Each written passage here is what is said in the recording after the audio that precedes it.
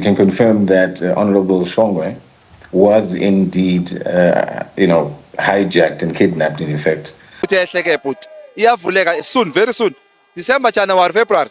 So we court. The MK party has raised concerns over the safety of members of the Ad Hoc Committee. This after one of its alternate member, Vusi Shongwe, was kidnapped, and this happened on Wednesday night and later...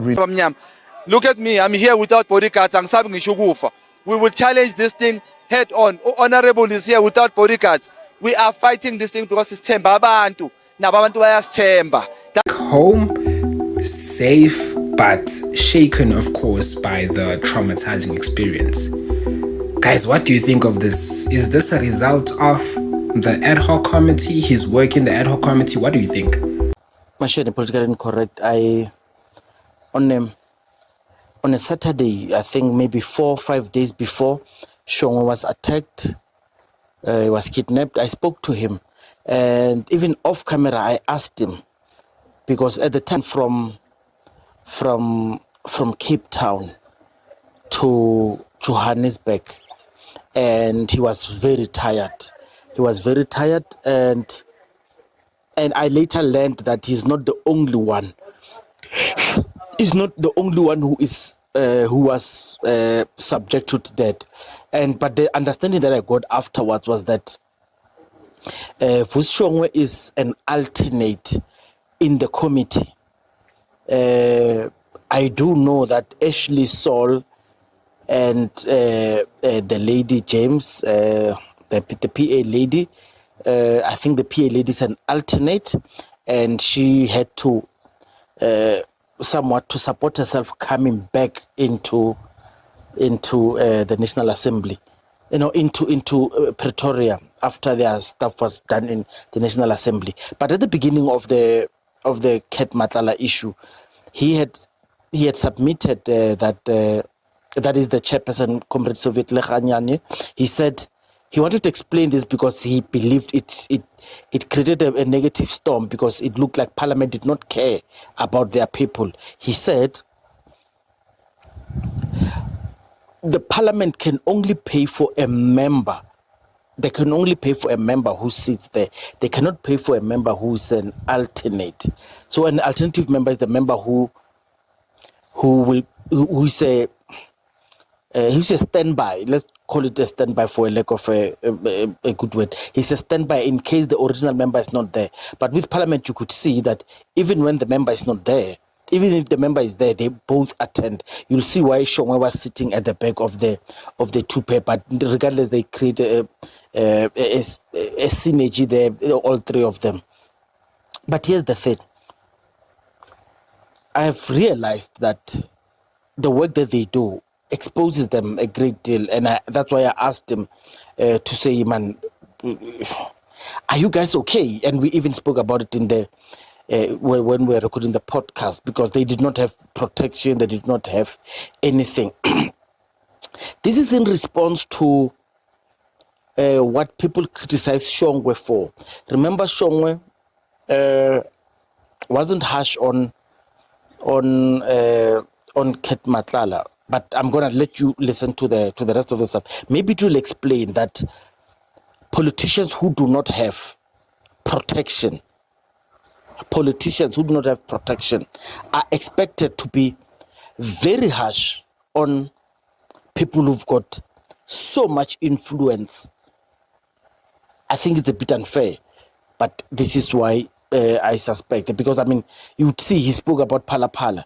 He spoke about how they are going to do for Phala Phala in January.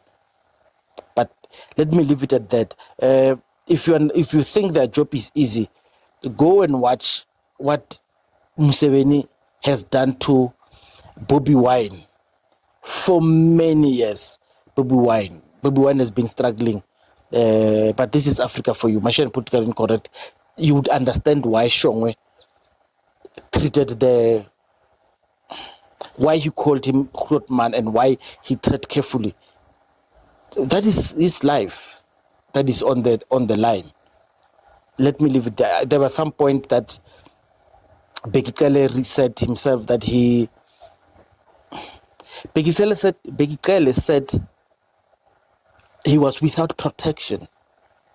But before the Matlanga issue spiraled out of control, I think that was last year, before we knew this Matlanga commission, Bekele once said he does not have protection, he does not have, because remember, but anyway, let me leave it there, just watch. But Bekele did allude to the same thing, that while you are in temporary government, you get protection, but once you leave the safety of government, it becomes very difficult. That thing is easy. You can check it on Google and check the shareholding. Ket Matlala usaba umnikazi we-Metropolitan Brown. Yeah, ngiyamsaba. Khotman. Umthemba kangakanani? Angimthembi. Sorry? Angimthembi. Manje Khotman mawumgaya ikhadi nephini ukuthi ayothenga ibedroom kaya kanjani iphini? Angithi I can control ukuthi asebenzise malini. And assaulted. And that ordeal lasted for about 5 hours, at which point they were released at 3 o'clock in the morning. Sure. So in that kidnapping as well that you mentioned happening over a period of 5 hours, just today we heard those crime stats that were released to say kidnapping is also on the rise. As the MK party, do you see this as a random act of criminality where it's just another one of those days in South Africa, or do you believe it's linked to his work in the Ad Hoc Committee? Well, gathering from the threats that were made, it was clear that it emanates from his work in the Ad Hoc Committee. And that's part of the reason, where we've said from the beginning, and this is not new, that the Speaker and Parliament in this case has to ensure that our members are safe and they're given all the resources that they need in order to do their work. As it is, they're actually left at their own peril. And it's very concerning because if you look at the kind of hardened criminals and the kind of people they have to deal with on a daily basis, I mean, the questions that they have to ask, and fearlessly so, and naturally are going to, irritate, and a lot of people are going to feel antagonized by the work that they do. But, the work that we do and the kind of leaders that we are in MK, in Parliament, naturally we are very thankless. The job itself is very thankless, and we are very committed. But we're just asking the Speaker, and especially off the back of a meeting that took place with the Chief Whips Forum 2-3 days ago, where again this issue of security was raised. And it's not a new issue. It's been on the agenda for the longest time.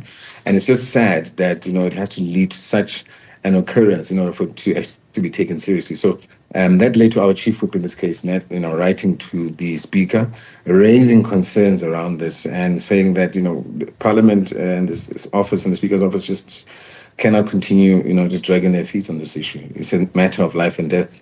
Yeah, and you mentioned that threats were made, and that's how you can also make the link to the work that's been done in the Ad Hoc Committee by the MP himself as well and others from your party.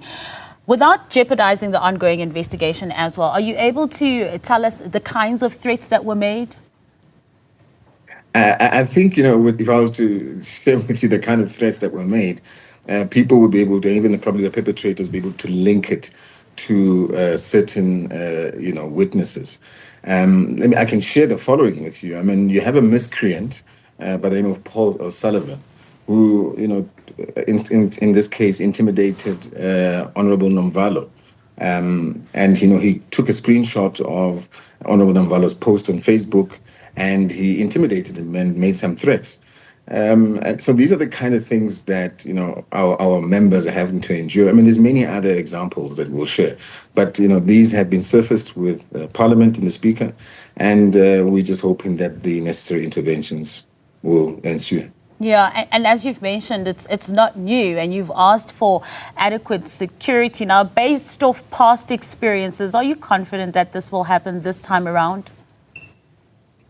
Well, if you look at what's happening here, the turnaround time has been awfully slow.